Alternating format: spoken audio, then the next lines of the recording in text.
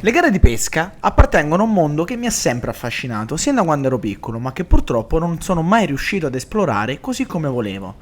Questa curiosità mi ha spinto a seguire una di queste gare per capire come funzionava, ma soprattutto per farla vedere anche a voi. Ci troviamo nel porto di Gallipoli ed è qui che oggi si svolgerà una delle prove del provinciale specialità canna da riva. Prima dell'inizio della gara, gli atleti sono già lì con la loro attrezzatura in attesa del sorteggio che li assegnerà a un determinato settore. Oggi ho deciso di riprendere la gara di un grande campione, Alessio Metrangolo, che ci svelerà qualche piccolo trucchetto. E Alessio, spiegaci un attimo come funziona. Adesso sono stati fatti i sorteggi, giusto? Sì, adesso abbiamo fatto i sorteggi, è una gara di campionato provinciale, la prima prova.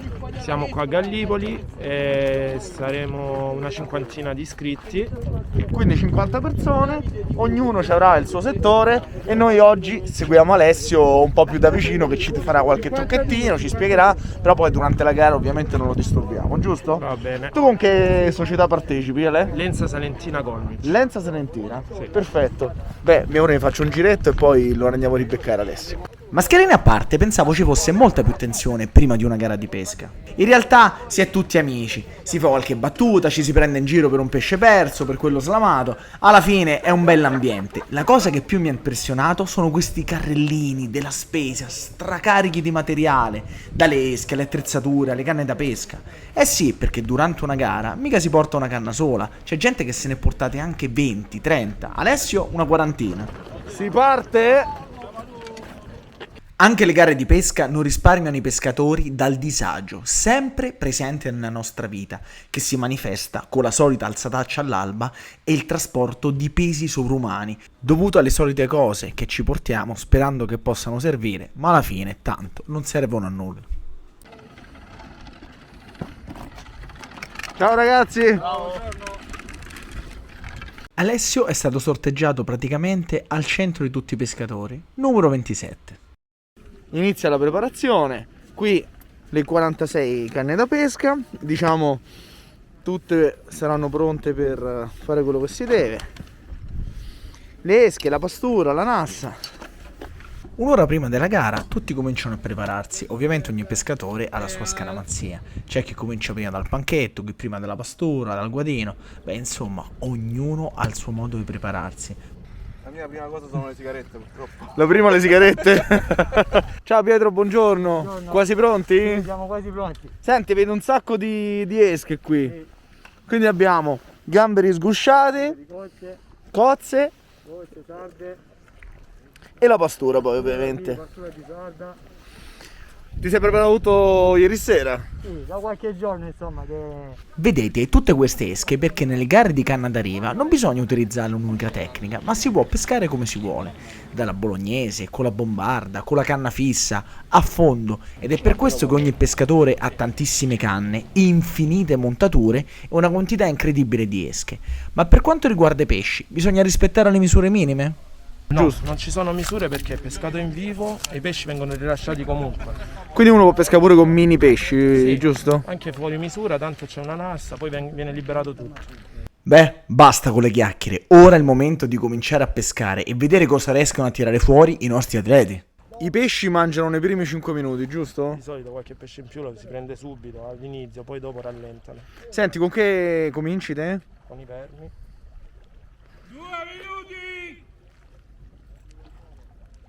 Col verme e con un piombino, giusto? Piombino da 5 grammi. Eccolo così. Perfetto. Partita.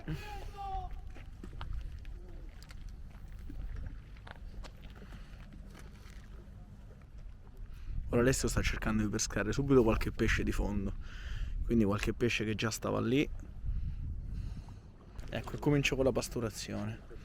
Perché? Perché mentre pesca i pesci di fondo cerca di attirare qualche pesce invece a mezz'acqua. Tutti cominciano pescando a fondo, con i vermi, alla ricerca dei pesci più voraci, donzelle e tordi, che saranno proprio i primi ad abboccare. Madonna mia, ci so. Non ho mai visto una donzella così grossa. Donzellone da chilo praticamente.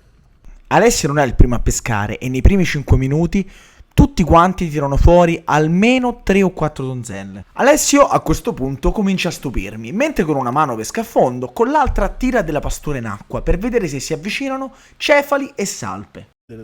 Dopo una ventina di minuti di intensa attività, a un certo punto i pesci di fondo si fermano e allora bisogna inventarsi qualcosa.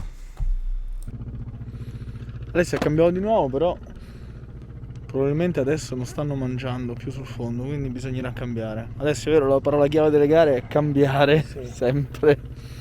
Alessio decide così di cambiare e pescare attaccato alla parete del molo, nella speranza di trovare qualche pesce interessante, dal sarago al tordo. Eccolo, mamma che mangiata.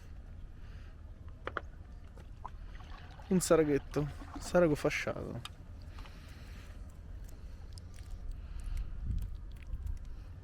Bellissimo.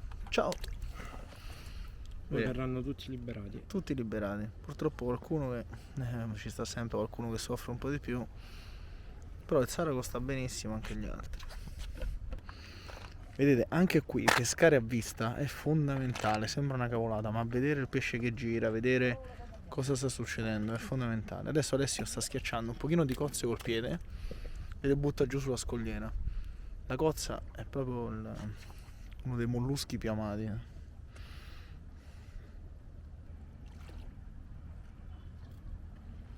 Eccolo. Eccolo qui il tordo. Lo cercavamo e l'abbiamo preso. Hanno dei colori fantastici questi pesci, guardate qua. Bellissimo. Dopo il primo tordo, Alessio ne ha vista subito un altro, più grande ma molto più furbo, che infatti gli ruba un paio di esche. Eccolo. Il tordone di Alessio. È veneziano. Scusa. Questo lo dedico al mio amico Fabio. Dopo aver pescato in parete, anche qui i pesci smettono di mangiare e allora Alessio è costretto di nuovo a cambiare tipo di pesca. Stavolta impugna una piccolissima canna da punta e cerca di pescare le castagnole, che sono numerosissime ma maledettamente piccole e furbe. Ma da quello che ho capito, in queste gare l'importante è non fermarsi mai e cercare di prendere più pesci possibili, anche se piccoli. A volte un punto, pochi grammi possono fare la differenza. E una ventina di castagnole da 10-15 grammi l'una possono veramente far vincere una gara di pesca.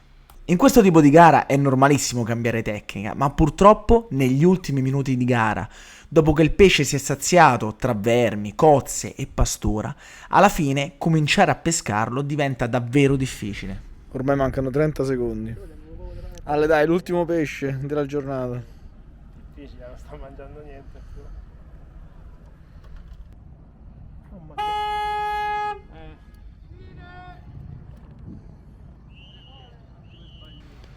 Finita, quel che è fatto e ora non resta che pesare il pesce e decretare i vincitori. Ale, è finita. Com'è andata? Siamo messi benino, vediamo adesso pesci grandi se hanno fatto la differenza. Abbiamo visto che è uscito un bel pescione all'ultimo minuto praticamente. Sì, non era nel mio settore però, quindi non ci dà fastidio. Alessio infatti, oltre ad essere un bravissimo pescatore, è anche un grande stratega e mentre pescava osservava attentamente gli altri partecipanti per capire che prede stessero prendendo, ma soprattutto più o meno il loro punteggio. Purtroppo in questa gara, a parte un cefalo preso negli ultimi minuti, non ci sono stati grandi prede e i carnieri sono stati piuttosto esigui, c'è addirittura chi purtroppo non ha preso nulla e il peso medio si è aggirato intorno ai 600-700 grammi. 1,358. 825. 825. Mamma che meraviglia. Poi com'è andata? Insomma, ci siamo divertiti, va, alla fine c'è stata un'ora centrale che non si è fatto niente, però poi... Sì, all'inizio e alla fine abbiamo visto che è andata alla grande. Asciuta?